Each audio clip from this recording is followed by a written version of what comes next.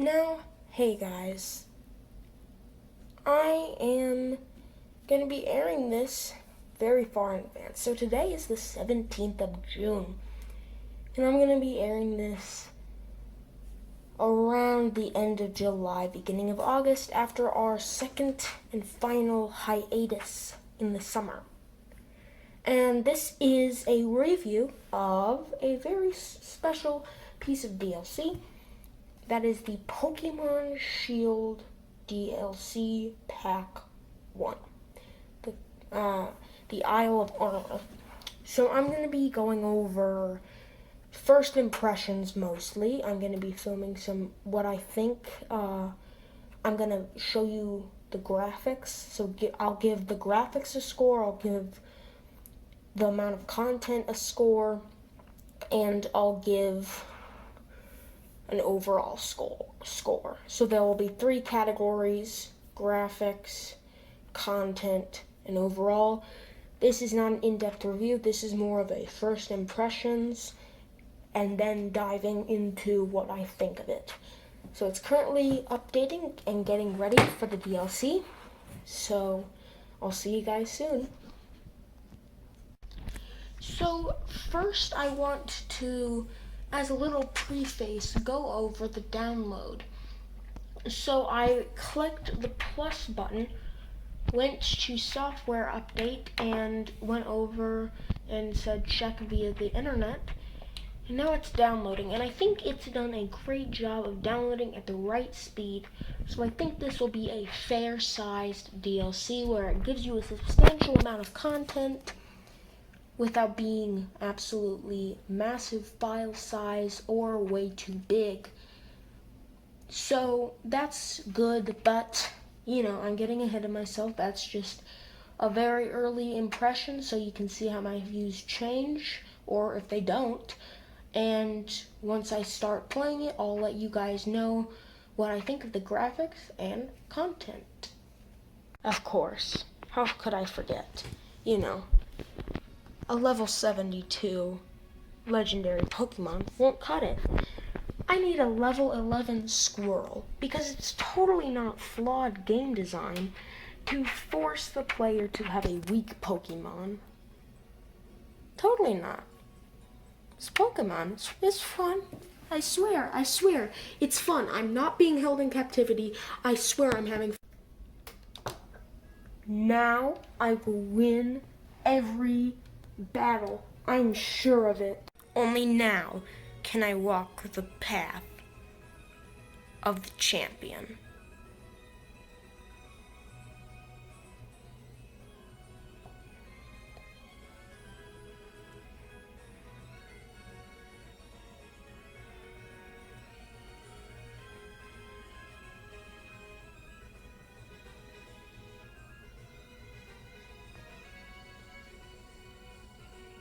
Here we go. One final battle. Alright, Rocky the Squirrel. Let's see what you got.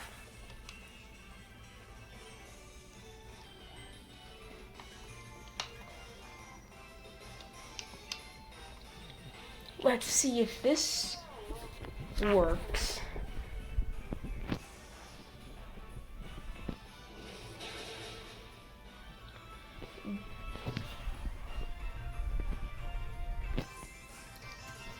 Okay. Let's try it again.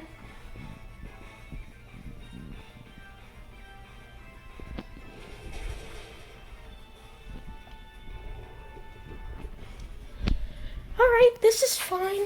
I can do this. Come on. Please. Please.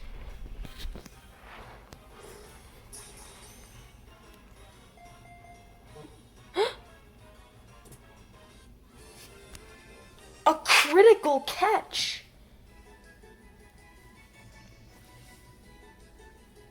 Well, that's not too bad.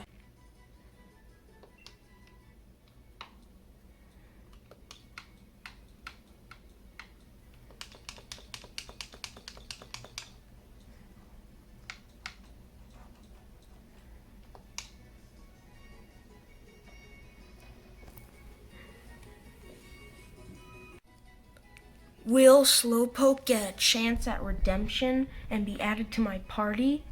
Find out this week on Pokemon Reality Show. No, I hate him. You caused me so much pain for a level 12 Slowpoke.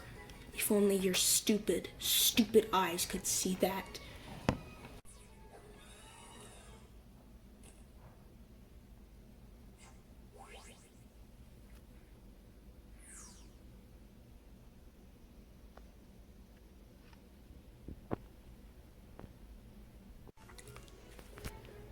So, up first, now that I've beaten that Slowpoke, what about the graphics? Well, I'll say one thing. I think the resolution is slightly higher, but it's Pokemon. So, they certainly could have been better. They certainly could have been better. But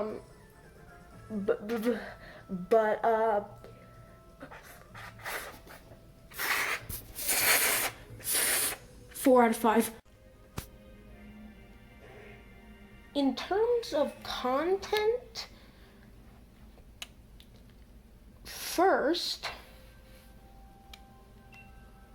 we come outside, and this guy is here. And he wants to absolutely annihilate us. So, we're gonna see if our squirrel Pokemon really can face everything that he's set out to.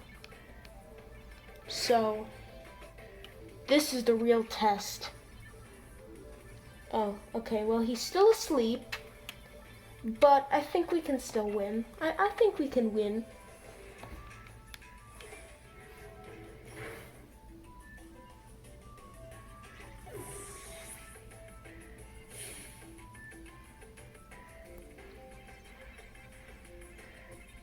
Rocky. Rocky. Alright, now there's no way I can't win. I have to beat this guy now. There's no way I can't win.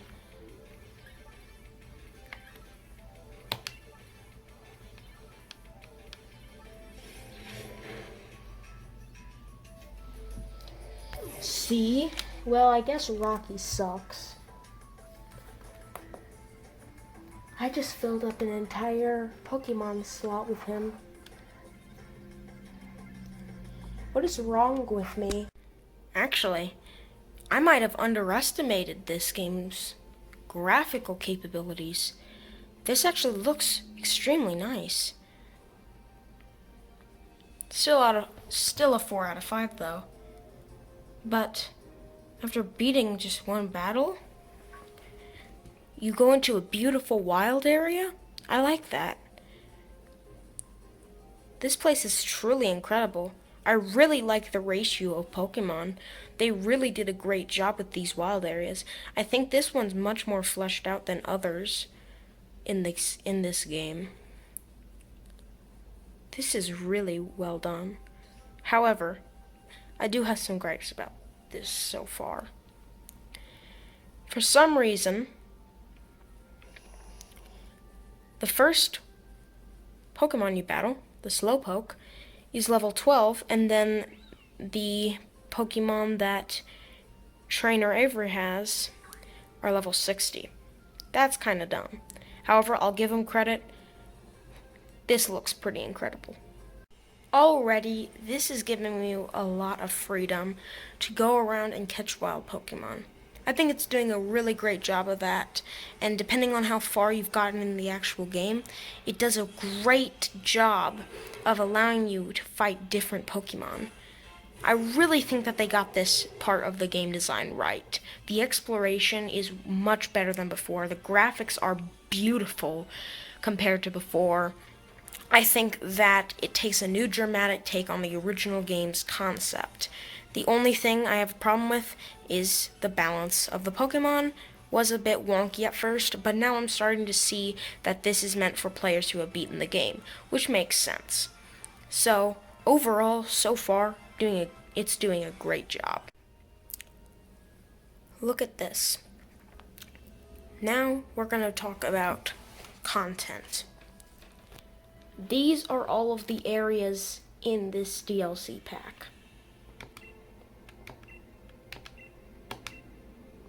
They all contain Diglets to find, Pokemon to catch, and trainers to battle.